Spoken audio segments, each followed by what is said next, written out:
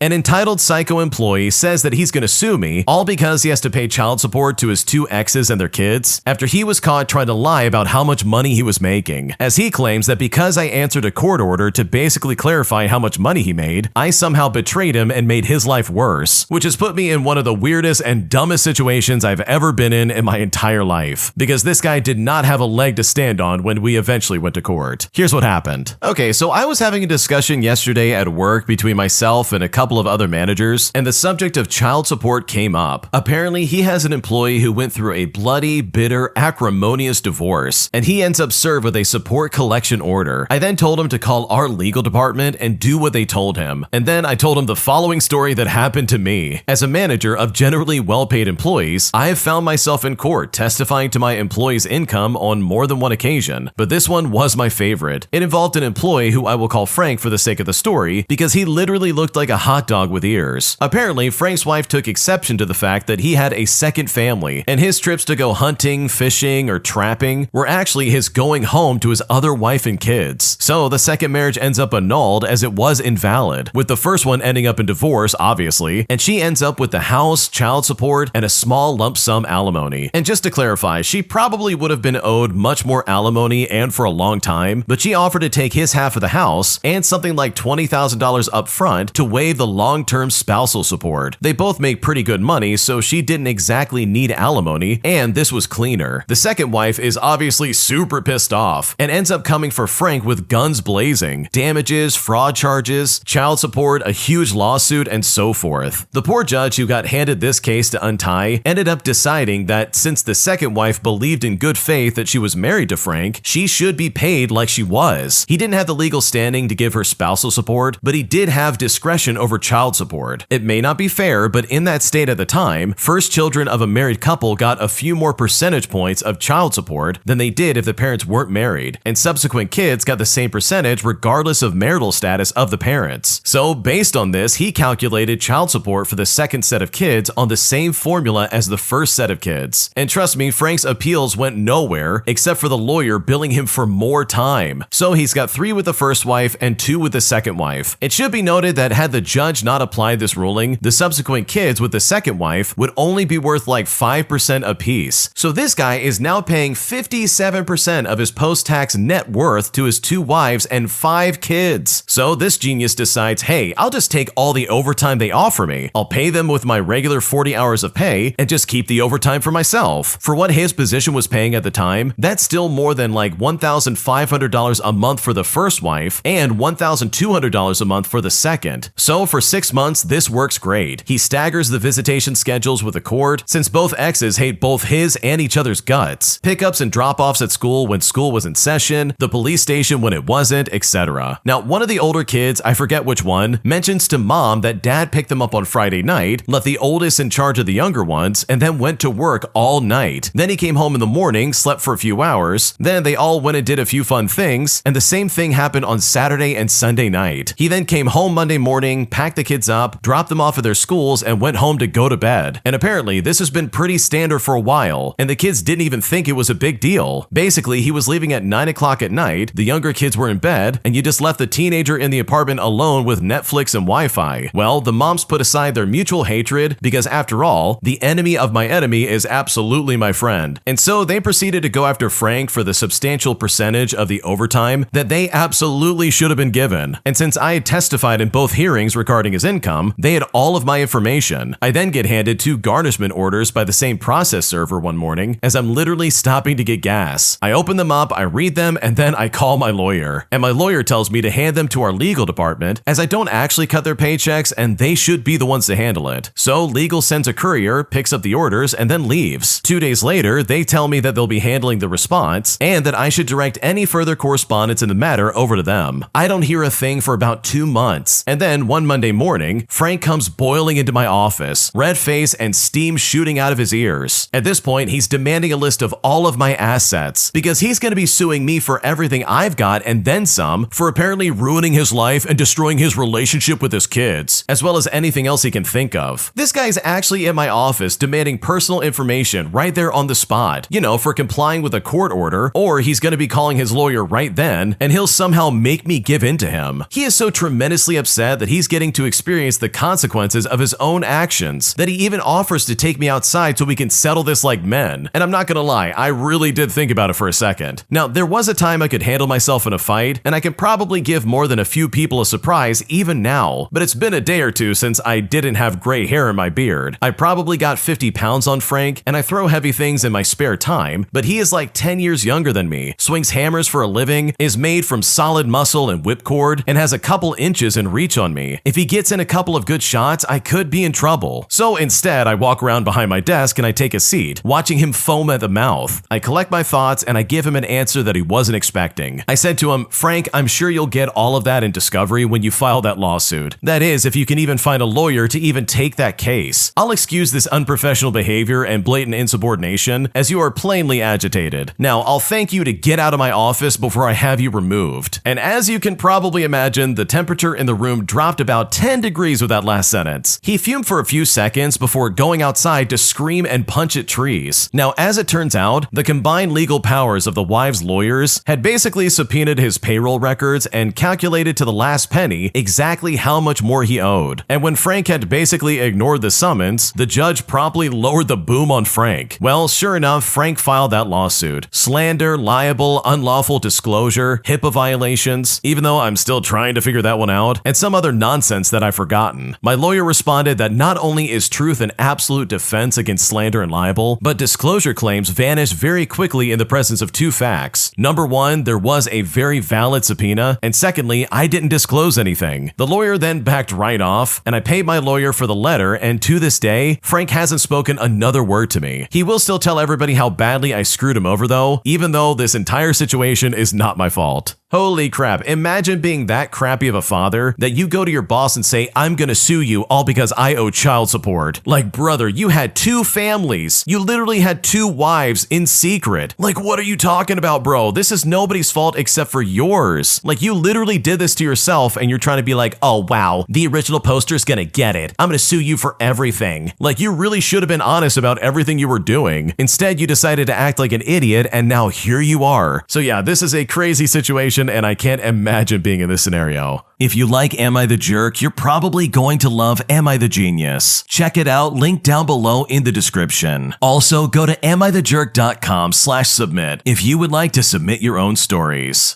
An entitled grandma rents a bike for her injured granddaughter and then asks for a refund nearly like 10 minutes later, all because her granddaughter couldn't ride the bike, which made sense because she had a cast on, leaving me in a situation that was incredibly annoying to deal with. Here's what happened. Okay, so this summer I worked at a vehicle rental place in a tourist town, and for a bit of background information, we offer two products, regular bikes and Surreys, which are these pedal-powered carriage type things. Basically, they have a 1 to 2 bench type seats, each sits like 3 people, and each seat has 2 sets of pedals. I have a couple of stories about weird complaints I've received, but this one is definitely the most confusing. And I guess for a bit of extra background, we don't give refunds. It's written on the sign. We're trained to try and provide substitutions and other solutions if there are any problems with the bikes or something like that. We do very occasionally give refunds on purchases made with a card, but it takes a while, and the manager is the only person who has the ability to do so, and we cannot refund cash purchases. Now on with the story. One day I was on my shift, and it was a pretty slow day, so I was just sitting reading my book and waiting for any customers. This woman then comes up with her 2 granddaughters and rents 2 bikes paying in cash. The shack we sit in makes it so we can't see below the counter very easily, and honestly, why would we need to, right? Since I don't make a habit of looking at customers' feet, I didn't notice that one of the girls was wearing a cast on her foot. So I just give them helmets, I show them the bikes, and I sit back down as they ride away. Well, about 5 minutes later, they return, and the grandmother just tells me, "Oh, she can't ride this," and gives me an expectant look as if I can fix this problem. I then explain that we can't give refunds, especially on cash purchases. Then I go into problem-solving mode. Now, luckily, it was slow that day, so I had time to deal with this. I then offer one of our Surreys, so only 2 of them have to pedal and the girl with a cast can sit in the middle. The lady then explains that she has a back problem, so she can't pedal either, and at this point, I don't know what she wants. I've done what I can do, and I told her as such. I'm apologizing and repeating that there's nothing I can do, but she is simply not letting up. She just keeps repeating how disappointed disappointed she is about this, and her granddaughter just seems bored. I then mentioned that only my manager can do refunds, and it's only for purchases on cards. Well, she latches onto this and asked me to call my manager. I told her I could message my manager, but that she might not respond very quickly because she has a second job that she's working at the moment. She was also very surprised that an establishment that is in a restaurant parking lot with a wooden shack and one teenage employee working did not have a manager constantly on call or working. Now, I know this probably wasn't the most mature thing to do, but I was exhausted and I was only about halfway through my shift. I then got her to write her contact information on a sticky note and that we would get back to her about it as soon as we can. I then shot my manager a message about it and sent the information over, but I admitted that I know there's really nothing we can do and I just needed her off my back. Honestly, I was mostly just confused afterwards. I then finished my shift with only a few more customers who were all very normal and polite, but thankfully that lady never got her call back. Okay, I honestly am very baffled like this, just like the original poster. If you have back problems and you have a kid with a cast on, why would you think that going on a bike ride would be a good idea? Seriously, this is stupid. There's no reason to do that, man. And I guarantee you probably said to her, hey, there's no refunds, so just enjoy your time and then come back. Not to mention all the signs that said, hey, we can't give a refund on cash purchases. So for her to come back and be like, I need a refund, please. It's like, dude, you either can't read or you're just stupid. And I'm at least leaning towards the second one because you're making a choice to make this difficult. Like, your poor planning is not my problem, lady. I can't help you. Because dealing with a customer like this is like dealing with an irrational toddler. They're not going to listen and nothing you say is ever going to make a difference.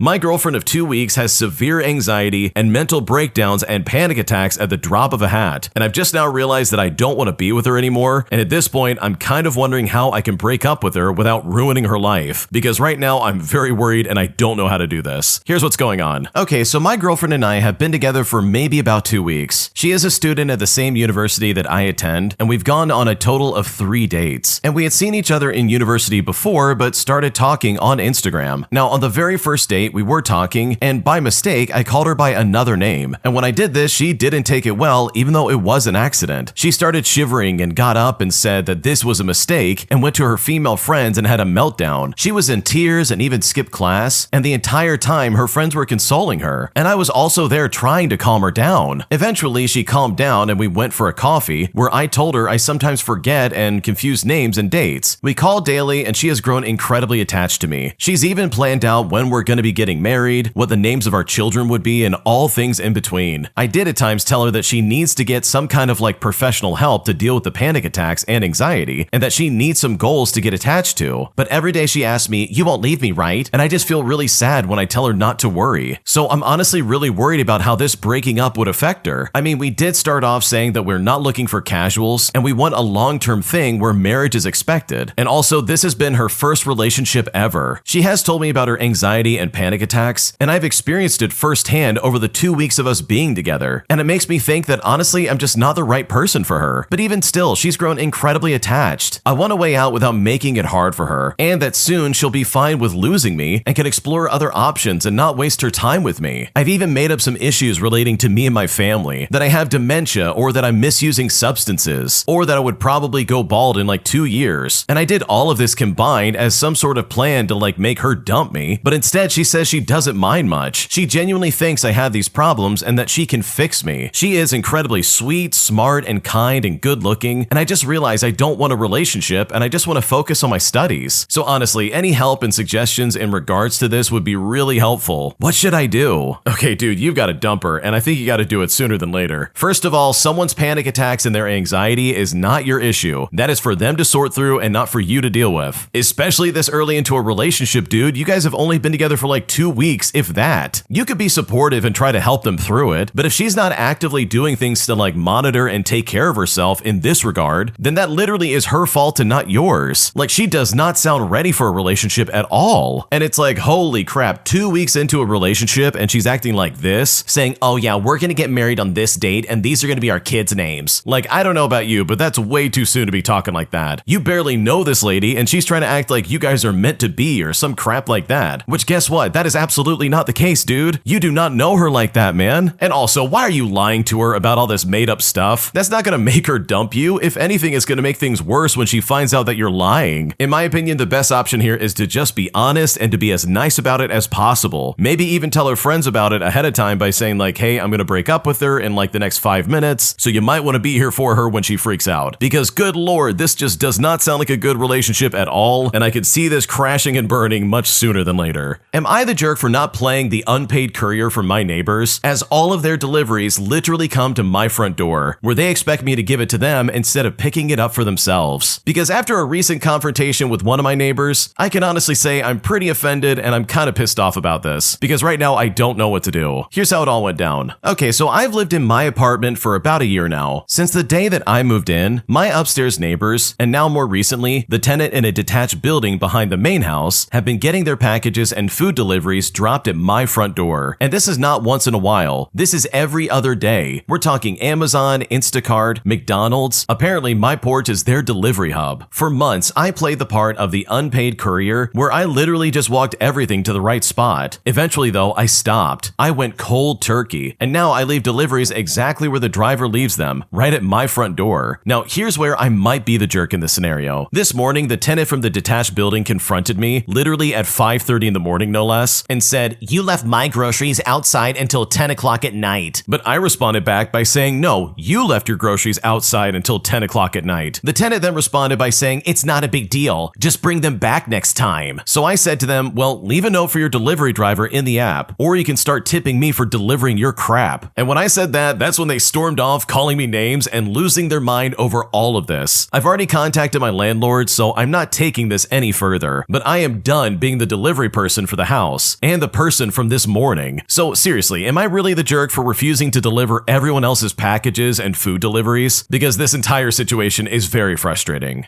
Dude, there is no way I would ever be the unpaid courier for anybody dropping crap off at my doorstep. Seriously, this is so annoying. Like, why can't the delivery driver take it to the right building? The fact that you did this for a few months says way more about you than it does about me, because you obviously care about your neighbors and you're like willing to help them out, because I know for a fact I would let that sit there until the end of time. I would not touch that with a 10-foot pole. So no, you're not the jerk at all. You were being a nice guy for a little bit, but honestly, those days are done, especially if you're gonna have a neighbor who's acting like that, where instead of getting it themselves, they literally expect you to go get it for them. And that is incredibly entitled and so uncalled for. Am I the jerk for not helping out my coworker after she literally threw me under the bus a few weeks earlier? Because right now she is being very passive aggressive over the fact that I am not helping her out, putting me in a situation that honestly has me questioning if I'm making a mistake or not. Because right now I don't know what to do. Here's what's going on. Okay, to start things off, I'm a 31-year-old female and I work in marketing, and there is this one coworker named Brenda who I used to be pretty friendly with. We would grab lunch together sometimes and chat about random stuff. Well, 3 months ago, we were working on a campaign together, and she completely missed her deadline, like didn't even start her part until the day before it was due. Our manager then called a meeting and asked what happened, and Brenda literally said that I didn't send her the brief on time, so she couldn't even start. But here's the thing, that was a straight up lie. I sent it 2 weeks early, and I had the email timestamps to prove it. I showed our manager and Brenda got written up. She then apologized to me privately, but it felt really fake, like she was just trying to cover her butt. Now she's working on this huge project, and she asked me if I could help her out by reviewing her presentation deck because she says she's not very good with design stuff. Now, the thing is, I know she just wants me to fix all her mistakes just so she doesn't look bad again. Well, when she asked this, I told her I'm too busy with my own work. And when I said this, she got all passive aggressive, saying to me, "Oh, I thought we were friends. You know, I would come to you if you needed help." But it's like, okay, would you though? Because I'm honestly not sure if you would. So seriously, with all things considered, am I the jerk for not helping out my coworker? Because what she did to me in the past still has me pretty pissed off.